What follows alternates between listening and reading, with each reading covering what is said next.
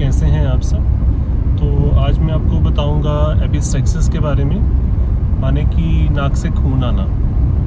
तो हम रोज़ देखते हैं, रूटीन में देखते हैं, रोज़मर्रा की ज़िंदगी में देखते हैं कि लोगों के नाक से खून आ जाता है, बच्चों के नाक से खून आता है। कई बार जो बुज़ुर्ग रहते हैं, बड़े लोग रहते हैं, जिनको बीपी की समस्या रहती है, उनको भी नाक से खून आ जाता है। या तो फिर जब हम कोई व्यक्ति किसी एक्सीडेंट का शिकार होता है या फिर आरटीए का शिकार होता है, उसका कोई एक्सीडेंट होता है तो नाक पे चोट लगने की वजह से भी नाक से खून आ जाता है। तो अब सवाल ये उठता है, एपिस्टेक्सिस तो हो रहा है, नाक से खून तो आ रहा है, नाक ब्लीड कर रहा है, तो उस सिचुएशन में, उस कंडीशन में आप क्या कर सकते हैं? आप एक मरीज़ की जान कैसे बचा सकते हैं? तो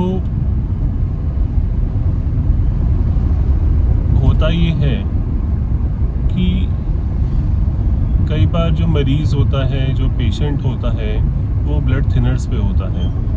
मतलब कि जैसे इकोस्प्रिन हो गई, या फिर जो हार्ट के पेशेंट्स होते हैं, उनके खून पतले की दवाई चल रही होती है, एंटी प्लेटलेट्स चल रही होती हैं। तो जब ये दवाई चलती हैं तो खून अपनी जमने की क्षमता खो बैठता है। मतलब कि जो खून रहता है, जो ब्लड रहता है, वो खुद से जल्दी बंद नहीं हो पाता है, ब्लीडिंग रुक नहीं पाती है। तो इन पेशेंट्स में ब्लड थिनर्स की वजह से समस्याएं आती हैं। तो उस कंडीशन में हमें हार्ट के डॉक्टर से कंसल्ट करना चाहिए और ईएनटी के डॉक्टर से कंसल्ट करना चाहिए, उनसे मिलना चाहिए। तो इससे हम कुछ टाइम के लिए जो इकोस्प्रिन है या एंटी प्लेटलेट है या ब्लड थिनर्स हैं, उनको कुछ टाइम के लिए बंद कर सकते हैं, कम कर सकते हैं, जिससे कि जो मरीज़ है, जो व्यक्ति है, उसका जो खून आ रहा है, जो ब्लीडिंग हो रही है और जो खून की क्षमता है जमने की, वो वापस से लौट आए।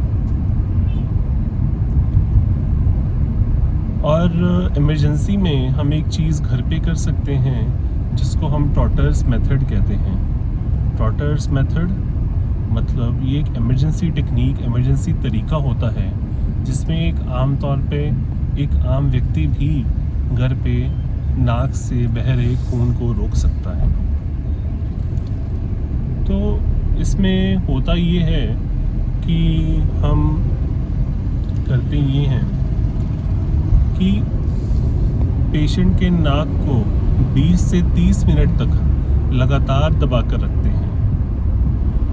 दबाया इस तरह जाता है, इस क्षमता से दबाया जाता है, इस मजबूती से दबाया जाता है कि व्यक्ति को नाक से सांस ना आए। दोनों उंगलियों से नाक को अच्छे से दबा दिया जाता है।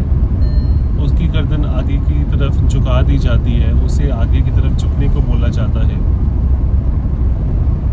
और इस कंडीशन में जो पेशेंट रहता है, जो मरीज़ रहता है, उसको बताया जाता है कि उसको लेटना नहीं है, उसको बैठे रहना है, बैठना है। और जो उसको सांस लेना है, उसको मुख से लेना है, मुंह से लेना है, माउथ से ब्रीथ करना है। तो जो व्यक्ति है वो माउथ से ब्रीथ करता है, माउथ ब्रीदिंग करता है। तो जब व्यक्ति माउथ ब्रीथ करता है तो उसके मुंह से, उसके मुख से, उसके माउथ से ब्लीड भी होता है, खून भी आता है। ये खून वो होता है जो हमारे नाक का खून होता है, वो मुंह के रास्ते आता है। तो हमें ये खून अंदर ना निगलने की बजाय ये खून हमें स्पिट करना चाहिए, ये खून हमें थूकना चाहिए। तो ये प्रक्रिया, ये टेक्निक, ये प्रोसेस हमारा लगभग 20 से 30 मिनट के लिए चलता है। तो आप लोग पूछ सकते हैं या सवाल कर सकते हैं या क्वेश्चन कर सकते हैं कि 20 से 30 मिनट ही क्यों हमें नाक को दबाना रहता है? और 20 से 30 मिनट जो हम नाक को दबा के रखते हैं, उंगलियों से दबा के रखते हैं, उसको लगातार बिना छोड़े क्यों दबाया जाता है? तो ऐसा इसलिए किया जाता है कि खून को अच्छी तरह से जमने में लगभग 20 मिनट चाहिए होते हैं। मतलब कि प्लेटलेट प्लग बनने में खून को 20 मिनट का समय चाहिए होता है। 20 मिनट में प्लेटलेट प्लग अच्छे से बन जाता है, जिससे खून आना बंद हो जाता है। इसीलिए 20 से 30 मिनट तक हम लगातार नाक को दबा कर रखते हैं, जिससे व्यक्ति के खून ना आए। तो मैंने आपको बताया, एक तो ब्लड थिनर्स को हम बंद कर सकते हैं। दूसरा मैंने आपको बताया कि आप ट्रॉटर्स मेथड कर सकते हैं, जो कि एक व्यक्ति घर पे भी कर सकता है। तीसरा, अगर हम बात करें तो कुछ ड्रग्स आती हैं, कुछ दवाइयाँ आती हैं। ये दवाइयाँ इस तरह की होती हैं कि जो हमारी नाक रहता है, जो हमारी नाक रहती है, जो हमारा नोज़ रहता है, उनमें जो ब्लड वेसल्स रहती हैं, जो खून की नाड़ियाँ रहती हैं, ये दवाइयाँ उसको कुछ टाइम के लिए कंस्ट्रक्ट कर देती हैं। मतलब ये कुछ टाइम के लिए खून को बंद कर देती हैं। तो इन दवाइयों में कुछ खास तरह की दवाइयाँ आती हैं, जैसे कि आप जानते ही होंगे, ऑट्रिविन हम सब लोग यूज़ करते हैं। ऑट्रिविन तो आप सब जानते हैं, जब हमारा नाक बंद हो जाता है तो हम ऑट्रिविन डालते हैं, जिससे हमारा नाक जो रहता है वो बंद हो जाता है। मतलब कि जो हमारा नाक है, नाक खुल जाता है, नाक से सांस आने लगती है। तो ऑट्रिविन करता ये है, ऑट्रिविन कुछ ही टाइम में जो हमारी ब्लड वेसल्स रहती हैं, उनके आकार को, उनके डायमीटर को कम कर देता है, इनके डायमीटर को, आकार को छोटा कर देता है, नाड़ी को सिकोड़ देता है, जिससे कि नाड़ियों से खून, ब्लड वेसल से खून नहीं आता है। पर इस बात का ध्यान रखना चाहिए, जो बीपी के मरीज़ होते हैं, या फिर जो कभी कभी बीपी की दवाई खाते हैं, या जिनका ये डर होता है कि उनका बीपी बहुत जल्दी से बढ़ जाता है, उनको इस दवाई का, ऑट्रिविन का सेवन, इस्तेमाल, यूज़ नहीं करना चाहिए। क्योंकि उस कंडीशन में ऑट्रिविन का इस्तेमाल करने से ब्लीडिंग, एपिस्टैक्सिस का, नोज़ के ब्लीड का, नाक से खून आने की क्षमता और चांसेस बढ़ जाते हैं। दूसरा तरीका होता है हम नाक में कुछ ऐसी पट्टी डाल लें, या फिर ऐसी रू डाल रहे हैं, रू। तो जैसे मैं आपसे बात कर रहा था कि जो ऑट्रिविन रहती है, ऑट्रिविन हम हाइपरटेंसिव पेशेंट्स में, या फिर जिन पेशेंट्स को बीपी की समस्याएं रहती हैं,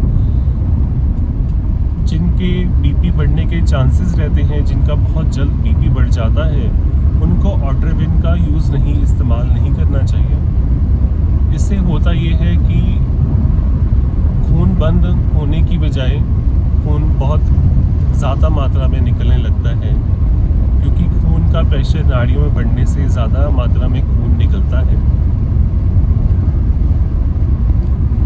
तो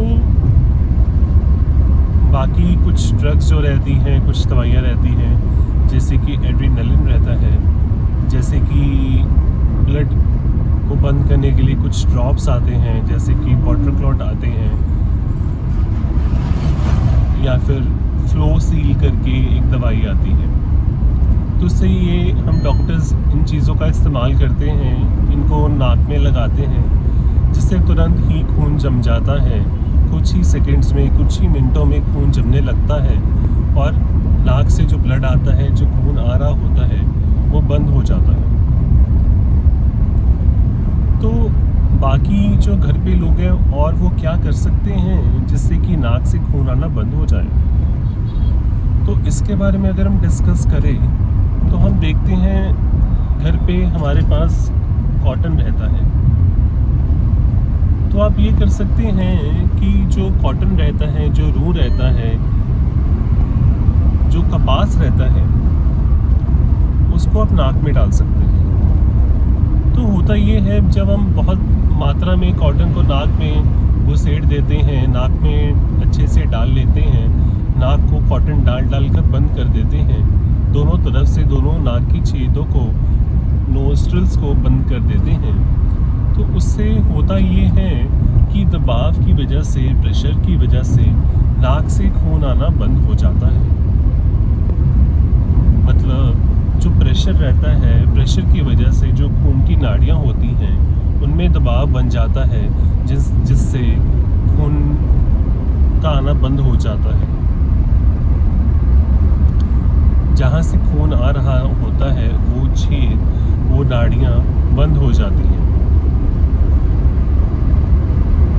तो इस चीज़ का इस्तेमाल आप इमरजेंसी में अपने घर पे भी कर सकते हैं।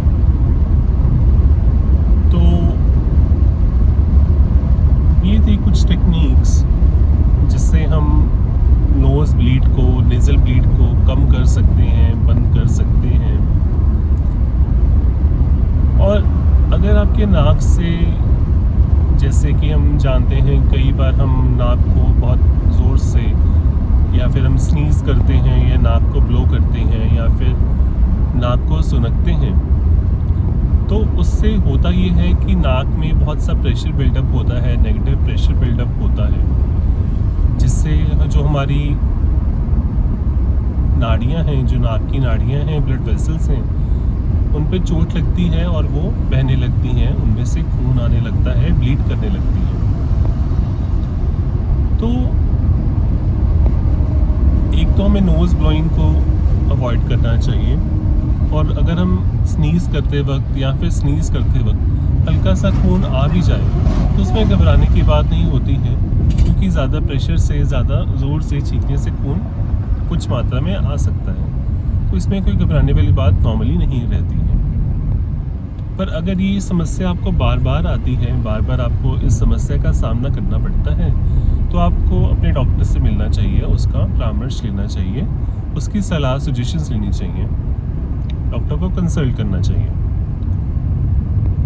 तो मुझे लगता है इतनी जानकारी आप सबके लिए काफ़ी होगी, आपको लाभदायक सिद्ध होगी।